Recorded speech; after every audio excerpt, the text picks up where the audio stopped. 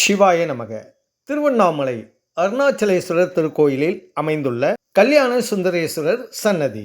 திருமண தடைகள் நீங்கவும், தம்பதிகள் ஒற்றுமையாக வாழவும், பிரிந்த தம்பதிகள் ஒன்று சேரவும் இங்குள்ள கல்யாண சுந்தரேஸ்வரர் சன்னதியில் விளக்கேற்றி வழிபாடு செய்கின்றனர். இந்த திருக்கோயிலில் நடைபெறும் திருமணங்கள் அனைத்தும் இந்த சன்னதியில் வைத்துதான் நடைபெறுகிறது.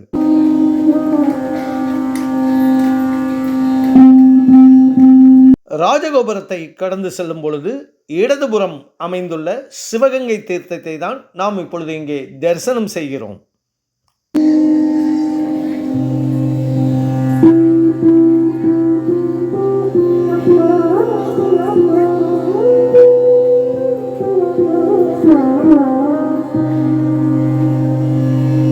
வலதுபுறம் அமைந்துள்ள பெரிய நந்தியம் பகவானை தரிசனம் செய்துவிட்டு கல்யாண சுந்தரேஸ்வரர் சன்னதியை நாம் தரிசனம் செய்ய இருக்கிறோம்.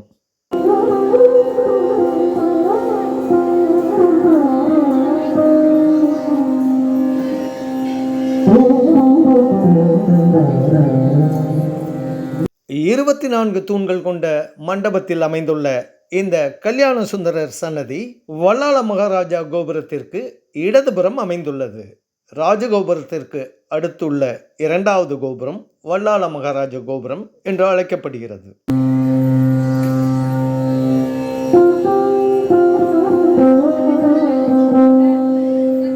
கல்யாண சுந்தரேஸ்வரர் சன்னதியில் அமைந்துள்ள புனித கிணற்றை தான் நாம் இப்பொழுது இங்கே தரிசனம் செய்கிறோம்.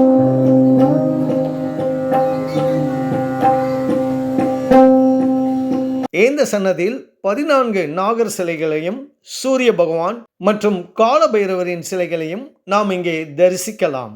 திருமண தடை உள்ளவர்கள் இங்கு விளக்கேற்றி வழிபாடும் செய்கிறார்கள்.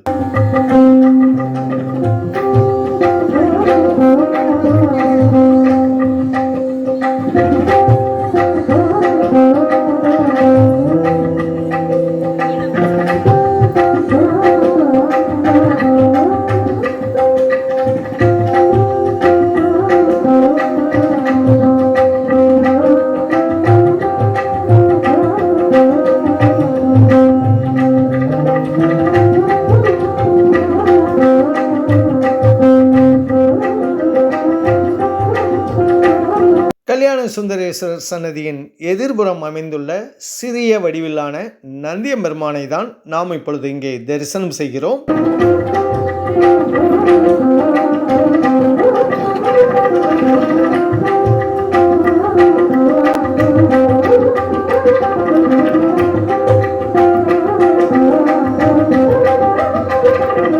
லிங்க திருமேனியுடன் அழகாக அருள் பாவித்துக் கொண்டிருக்கும் கல்யாண சுந்தரேஸ்வரரை தான் நாம் இப்பொழுது இங்கே தரிசனம் செய்கிறோம். நாமும் நம் பிரார்த்தனையை கல்யாண சுந்தரேஸ்வரரிடம் சமர்ப்பிப்போமா?